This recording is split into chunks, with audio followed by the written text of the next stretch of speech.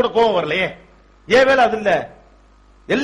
எல்லாமே செலிப்ரேஷனா போச்சு, எல்லாமே ஃபெஸ்டிவலா போச்சு, எல்லாத்தையும் டிவியில் பார்க்கக்கூடிய கேளிக்கையாக மாறி போச்சு. எலெக்ஷன் டிவில பாத்துப்போம், கிரிக்கெட் மேட்ச் டிவில பாத்துப்போம், பூகம்பம் டிவில பாத்துப்போம், பார்லிமெண்ட்ல அட்டாக் நடந்தாலும் என்டர்டைன்மெண்ட், தோனி டிவில வந்தாலும் entertainment, everything is entertainment. Japan பூகம்பம் அப்படியே அள்ளிட்டு போது, காரு சூப்பரா இருக்கு மாப்பிள்ள விஷயம் போன் பண்ணி சொல்றோம். வயிறும் வாயும் எரிகிறது. எந்த அளவுக்கு மனித தன்மை அற்று போன முட்டாள்களாக மாறிக்கொண்டிருக்கிறோம் நாம். ஒரு சமூகத்துடைய சரியான வளர்ச்சி என்பது தொழில்நுட்பத்தை ஒரு கையிலும் சமூக மதிப்பீடுகளை மறு கையிலும் சேர்ந்தே தாங்கி பிடிக்கிற அறிவு. அதுதான் கல்வியினுடைய நோக்கம் என்பது. வனஜாவிடமும் கிரிஜாவிடமும் பேசுவதற்கு பின்னால் ஆண் தன்னை அறிவாளியாக காட்டிக் கொள்ளுகிற, துருத்திக் கொள்ளுகிற அந்த ஈர்ப்பு மனோநிலை இருக்கிறது. ஒரு ஆணிடம் இன்னமும் ஒரு வசீகரத்தன்மையோடு தான் பெண் பழகுகிறார். ஆண் பெண் நட்புக்கிடையே வசீகரத்தனம் இல்லாமல் இருக்க முடியாது. அதை நாம் மறுக்கல. ஆணுக்கும் பெண்ணுக்கும் இடையிலான நட்பு, நாங்கெல்லாம் ஃப்ரெண்டா பழகுறோம், அப்படி பழகவே முடியாது. ஃபார் யுவர் இன்ஃபர்மேஷன், ஆண் பெண் நட்புக்கிடையில் ஒரு வசீகரம் இருக்கும், இருந்தே ஆக வேண்டும். அதுதான் அறிவியல். ஒரு பெண்ணோடு பெண் பழகுவதை போல, ஒரு ஆணோடு ஆண் பழகுவதை போல ஒரு ஆண் ஒரு பெண்ணோடு பழகியே விட முடியாது. நட்பு ரீதியாக அது நடக்கவும் நடக்காது. அந்த வசீகரம் தான் அந்த உறவில் இருக்கக்கூடிய நியாயத்தையும் அழகையும் சொல்லுகிறது. அதனாலதான் ஆம்பளை பசங்க உங்க பர்த்டே பார்ட்டிக்கு என்னென்னமோ பரிசு வாங்கி கொடுப்பாங்க. உங்களோடு பழகுகிற நல்ல பெண் தோழி புத்தகத்தை பரிசாக தருகிறார். ஒரு ஆணை வளர்ப்பதற்கான அறிவு அவளிடம் இருக்கிறது. அதுதான் யதார்த்தம். உங்கள் வீட்டு அலமாரியை நீங்கள் சோதித்து பார்க்கிற போது உங்களால் நல்லா உணர முடியும். உங்களுக்கு கவிதை புத்தகம் வாங்கி தந்தது, எக்கனாமிக்ஸ் புத்தகம் வாங்கி தந்தது, பொறியியல் புத்தகம் வாங்கி தந்தது, பாலகுமாரன் வாங்கி தந்தது, ஜெயமோகன் வாங்கி தந்தது உங்கள் பெண் தோழிதான். காரணம், ஆணை தொடர்ந்து அறிவு சக்தியாக பெண் பார்க்கிறாள். பெண்ணை இன்னமும் நாம் அறிவு சக்தியாக ஏற்றுக்கொள்ளவே இல்லை. இன்னமும் அது தேசிய நீரோட்டத்திற்கு தேவைப்படுகிறது. ஆண் பெண் நட்புறவை இப்படி ஒரு பாயிண்ட் ஆஃப் வியூ இதுவரைக்கும் நாங்க பார்க்கவே இல்லைன்னு உங்களுக்கு தோணிருக்கலாம். இனிமே பார்ப்போம். ஆணும் பெண்ணும் மாபெரும் சக்தி. உலகத்துல வேற எந்த நாட்டில இவ்வளவு பொம்பளை பிள்ளைய படிக்கல. ஒரு காலத்திலே கதவுக்கு பின்னால் இருந்த உங்களை இவ்வளவு தூரம் முன்னால கொண்டு வந்ததுக்கு பெண்கள் மட்டும் காரணம் அல்ல, ஆண்களும் காரணம். அதை நம்ம நம்பணும், அதை ஒத்துக்கணும். இன்றைக்கு மிகப்பெரிய பெண் இயக்கவாதி பாரதி தான்.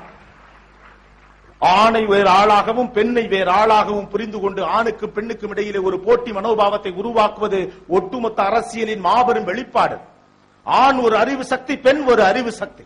ஆணையும் பெண்ணையும் ஒப்பிடுவதே அற்பமான ஒரு ஒப்பீடு. அது மடத்தனம். ஆண் முரடன், பெண் மனுஷி. ஆண் பெரிய மிருகம், ஒரு அனிமல். அவன் man is an animal, women is a refined animal. ஆண் ரொம்ப கரடுமுரடாக இருப்பான், கோபக்காரன். பெண் ரொம்ப பாசாங்கோடு இருப்பாள், அவளுக்கு நடிக்க தெரியும். ஆம்பளைக்கும் சண்டை வந்தா பாத்துருக்கீங்களா? காலேஜ்ல 5 நிமிஷத்துல ஒண்ணு இவன் அவன் அடிச்சிருவான், இல்லாட்டி அவன் அடிச்சிருவான். பொம்பளை பிள்ளை 2 பேருக்கு சண்டை வந்தா 9 மணி காலைல பாத்தீங்கன்னா சாயந்தரம் 5 மணி போற வரைக்கும் பேசிட்டே இருங்க, கையை நீட்டாது. That is about the character. அதனால் பெண் கோழை அல்ல, ஆண் முரடன் அல்ல. ஆண் என்பவன் வேறு ஜாதி, பெண் என்பவன் வேறு ஜாதி. இவர்கள் இருவருக்கும் இடையில் பகிர வேண்டிய அறிவு நடக்கிற போது மாபெரும் அறிவு ஜாதி உருவாகிறது. ஆண் பெண் இப்படி எல்லாமே பலங்கள் சார்ந்து பார்ப்பதும் பலகீனங்கள் சார்ந்து பயப்படுவதுமே ஆண் பெண் உறவுல இப்போதைக்கு இருக்கு. அதானே உண்மை. அந்த புள்ள பயந்த புள்ள, இது ஒரு பெண்ணுக்கான குவாலிட்டி. அவன் முரட, இது ஆணுக்கான குவாலிட்டி. இன்னமும் மிருகமாகவே மனித வதைகளை எப்படி பார்ப்பீர்கள்? அவளின் அறிவை ஏற்றுக்கொள்ளுகிற மனோநிலைக்கு ஆண் தயாராக வேண்டும். இல்லை என்றால் சமூக நீரோட்டத்தில் பெண்களோடு நம்மால குப்பை கொட்ட முடியாது. நம்ம அம்மா இருந்த மாதிரிலாம் உங்க பொண்டாட்டி இருக்காது பாஸ், கஷ்டம். It is not going to happen. உலக சமூக நீரோட்டத்தினுடைய பார்வைகளுக்குள் பெண்களும் ஆண்களும் சேர்ந்து கைகோர்த்து கொண்டு அறிவு ரீதியாக பயணிக்கிற ஒரு நாள், உலக நாடுகளுக்கு சாவுமணி அடிக்கிற நாள், அமெரிக்கா அஞ்ச போகிற நாள் அதுதான். உங்களை எல்லாரும் இரு துருவங்களாக பிரித்து வைத்திருக்கக்கூடிய அரசியல் இருந்து வெளியே வாங்க. ஆணை ஒரு முரடனின் சக்தியாகவும் ஆண்மையினுடைய வெளிப்பாடாகவும் பெண்ணை வெறும் அழகியல் வடிவமாகவும் முன்வைக்கிறது உலக நாடுகள். அதானே அழகு என்பதற்கு ஒரு இலக்கணத்தை எந்த கவிஞனாலும் இதுவரை கொடுக்க முடியவில்லை. 50 காப்பியங்கள் இதுதான் அழகு என்று தனியாக வர்ணித்து விடவில்லை. அந்தந்த குறிப்பிட்ட கதாபாத்திரத்தினுடைய அழகை வர்ணித்தது. மாதவியை வர்ணித்தது, கண்ணகியை வர்ணித்தது, பாஞ்சாலியை வர்ணித்தது, சீதையை வர்ணித்தது. இப்படியாய் ஒவ்வொருவரையும் தனிப்பட்ட அழகியலோடு வர்ணித்தது. ஆனால் உலக நாடுகள் உங்கள் முன்னால் ஒரு படத்தை முன்வைக்கிறது அழகியலுக்காக. ஐஸ்வர்யா ராய் போல் இருந்தால் தான் நீ அழகது, ஒரு வியாபார தந்திரம். அதெல்லாம் எங்களுக்கு வேண்டியதில்லை. நாங்களாம் இன்ஜினியர்ஸ், எங்களுக்கு கரெக்டா வேலை முடிஞ்சவனே கேம்பஸ், நாங்கள் நல்ல காலேஜில் வேலை படிக்கிறோம். உடனடியாக முடித்தவுடன் எங்களுக்கு 22,000 ரூபாய் சம்பளத்தில் இந்தியாவுடைய மிகப்பெரிய நிறுவனத்தில் வேலை கிடைக்கும்.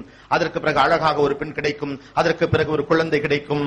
அப்படின்லாம் நீங்க நினைச்சிட்டு இருப்பீங்கன்னா ஒரு நாள் ஒன்றும் கிடைக்காது. இந்தியனுக்கு உங்களுக்கு எதிராக நடத்த போடும் மறைமுக போருக்கு நீங்கள் தயாராக இருக்க வேண்டும். உலக நாடுகள் இந்தியாவை சந்தையாக பார்த்து கொண்டு வந்து கொட்டுகிற ஒரு டம்பிங் யார்டா மாத்தி வச்சிருக்கு.